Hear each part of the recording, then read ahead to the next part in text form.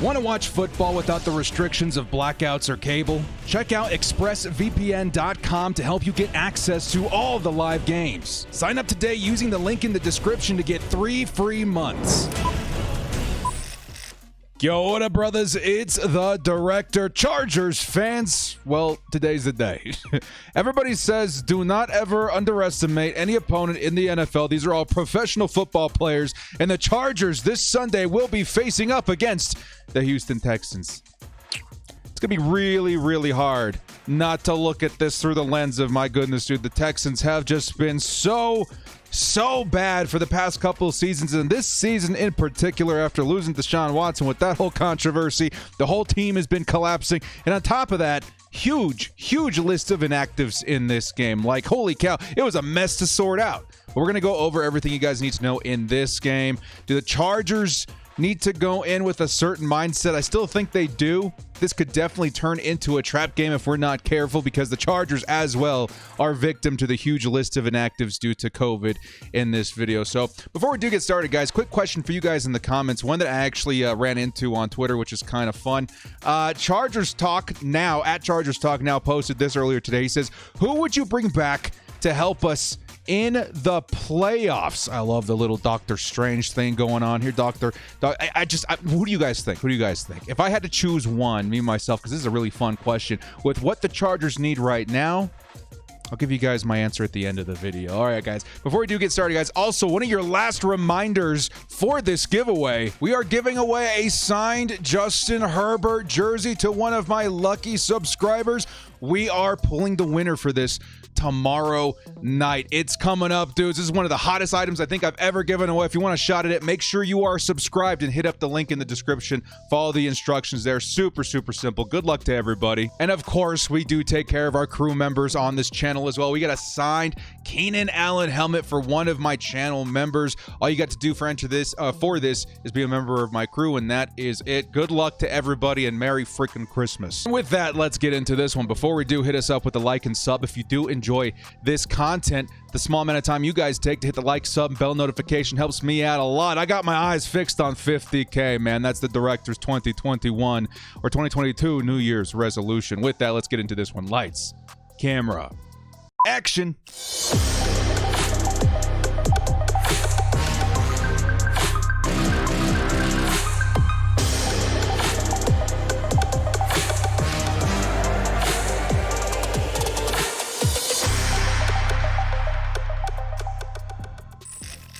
The Chargers at Texans, Week 16 game preview. We're almost there, man. We are rounding the corner to the end of the season. And, of course, as you get into this point of the year, we're always talking playoffs.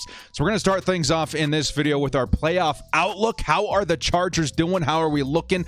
Well, taking a look at the top of the AFC, really hate to see the Chiefs back on top, man. It really feels like everything fell into place for this team last week to come back and take the conference. But you know what, man? Still a couple of weeks left. There are some teams hot on their trail with the Tennessee Titans, Patriots, Bengals, and Colts. The Chargers do sit down here at number 6 seed, which honestly, there's a lot that could happen this week that would benefit the Chargers. Of course, we do have the Bills in our tail too, with a couple of teams on the bubble, like the Ravens, maybe even the Dolphins to worry about. There are going to be a couple of teams you guys are going to want to root for this week that could tremendously help the Chargers in the pursuit of making the postseason.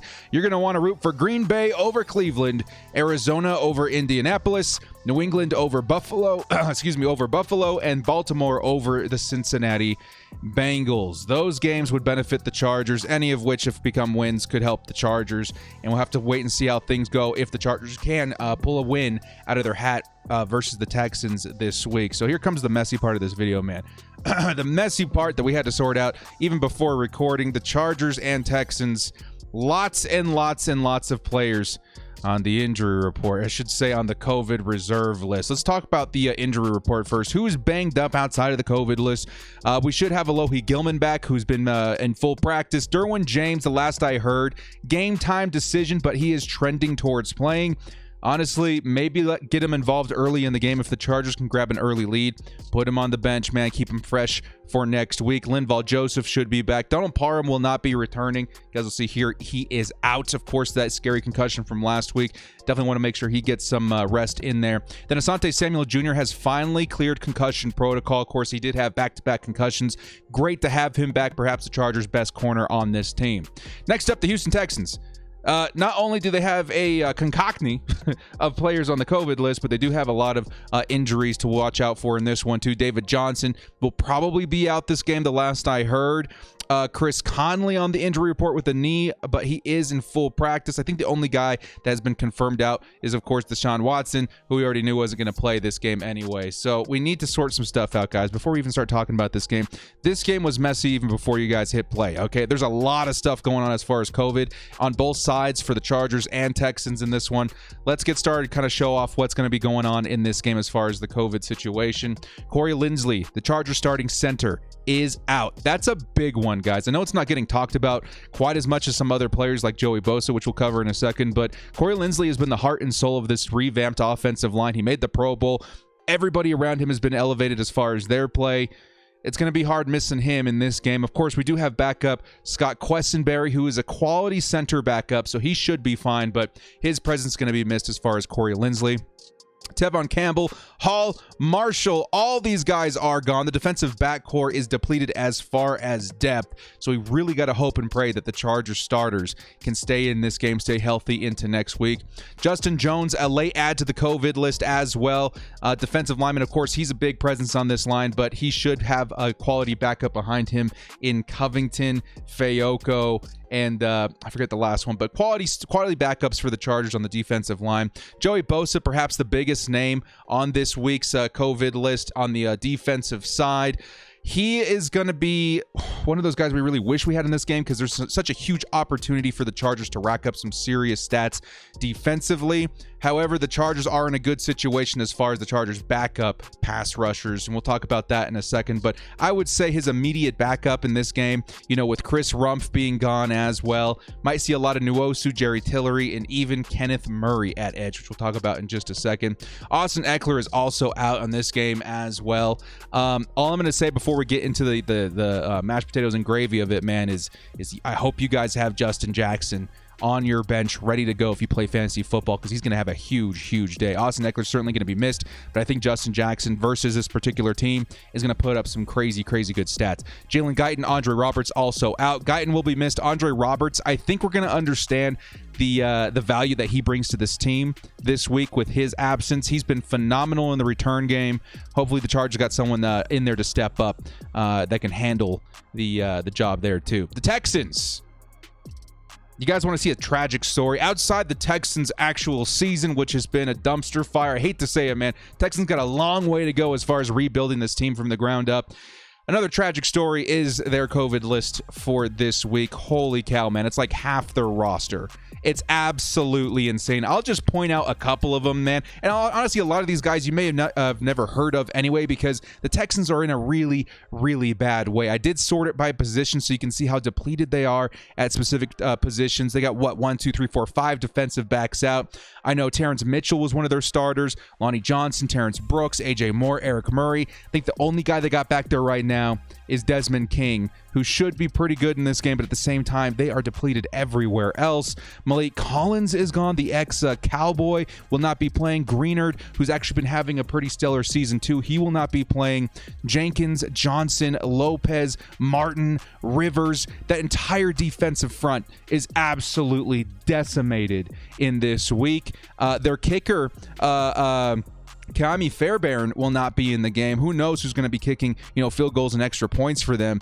Gruger Hill, who's been having a pretty good year this season too, is out. Christian Kirksey, we know he's good. He's out. Wilson's out. This offensive line is guys, every single one of these players, I think, was starting on the left side. From the left to right, I just think their right tackle is the lone survivor from not making this list. Britt, Howard, McCray, Taylor, all these guys were their starts. So we're literally going up against the Texans' second and third stringers as far as their offensive line. And then finally, Brandon Cooks, perhaps the best player on the Houston Texans, will also not be suiting up, which was honestly the biggest threat versus the Chargers, who do give up some big plays every now and then.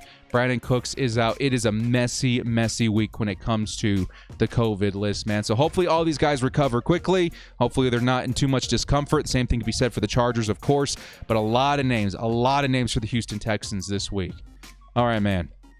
Wow. What a mess. What a mess we had to sort out there, dude. Let's get into the gravy of this video. The keys to victory versus the Houston Texans, starting with getting to know the Houston Texans starting quarterback. Of course, we know that Deshaun Watson's not playing. Tyrod Taylor was slated to start this game, a revenge game, or I should say a reunion game for him. Unfortunately, he did get injured. He will not be suiting up. It's going to be Davis Mills, who has had some solid games. I'll give him credit to that. A couple of games over 300 yards, but only 10 touchdowns to 9 interceptions this season for him. He does turn over the ball quite a bit. He's okay. I would put him in the category of a solid backup, but, you know, we're playing against the backup this game, and I do think he's going to struggle versus this Chargers, defense that still has a lot of pieces out there. The pass rush still has some pieces. The defensive backs are looking good, especially if Derwin James plays the full game. I don't know, man. It's going to be a struggle for Davis Mills if the Chargers defense can step up. And one other thing I would like to point out about him is that he struggles to hold on to the ball. I think 3 strip sacks this season so far. If Joey Bosa was playing this game, I would almost guarantee one for Big Bear. But there's Davis Mills. He's okay. He can pop off, so we do need to pay attention to him, especially late in the game. But I don't know, man. I think if he gets good stats, it's going to be mainly in garbage time. Next up, the pass rushers. Time to step up. Time to step up. With Joey Bosa, Chris Rumph, and Fackrell gone. Fackrell, if you guys didn't know, is on IR.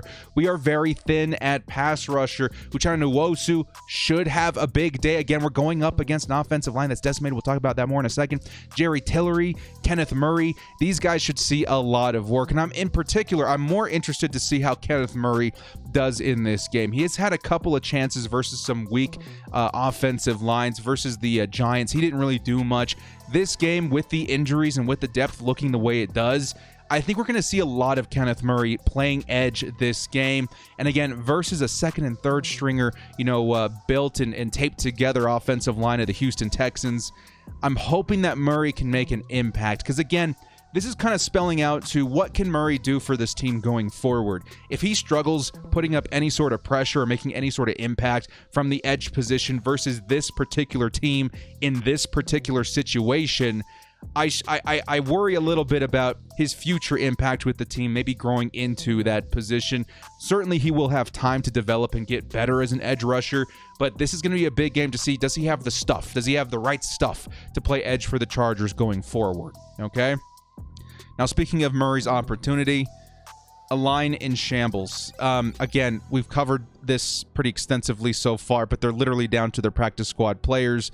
The Chargers need to take advantage of this. When you're playing defense versus a decimated offensive line like this, the line could come together and, last hurrah, have a solid effort, but more than likely, it's going to be a struggling performance by this offensive line, and what the Chargers need to do is rush.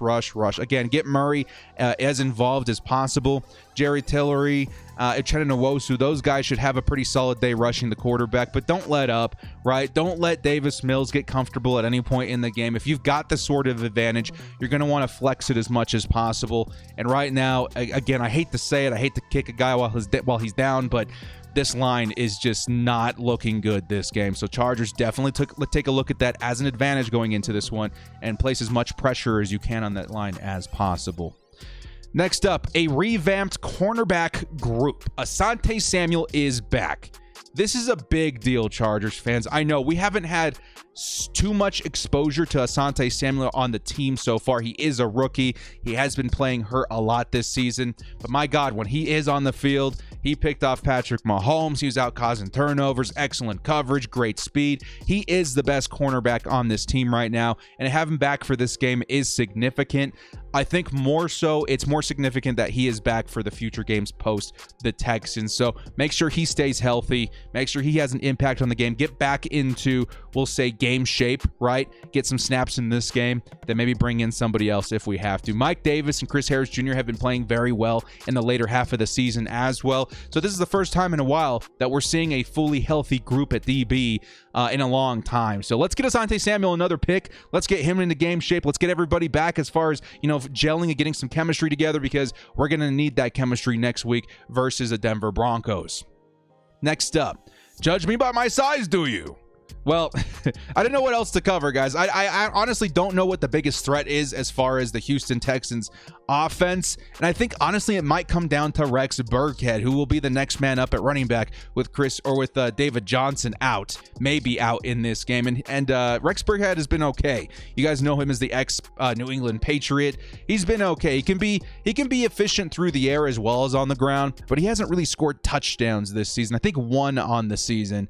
And if the Chargers can bottle him up quickly, I think we could take care of their most lethal threat on the ground. Maybe a little bit of a threat through the air, too. And speaking of threats through the air, the Houston Texans' weapons through the air, question mark. Without Brandon Cooks, you're really kind of, turning towards maybe a rookie and Nico Collins. He's probably their best receiver, in my opinion, right now. And he's really good. He's a guy that I was hoping the Chargers would at least look at during this offseason, during the last draft. But he's raw. He's definitely raw. He's shown a lot of talent. He's flashed, some big games. But he's definitely one that I think the Chargers, with their secondary being healthy for the first time in a while, should be able to handle. Outside of that, watch out for, I think, Philip Dorsett. He's got some speed that can burn the Chargers. Watch out for Chris Conley. He can have some playmaking at times. The wide receiver core is okay. Definitely probably the best part of this offense. But again, with a struggling line and quarterback, I don't know how much of a threat they do pose. So the Chargers, just definitely make sure you play a clean game. Keep these guys from getting too open. Limit those big plays. I think you'll be okay. Next up, a Jackson's Paradise.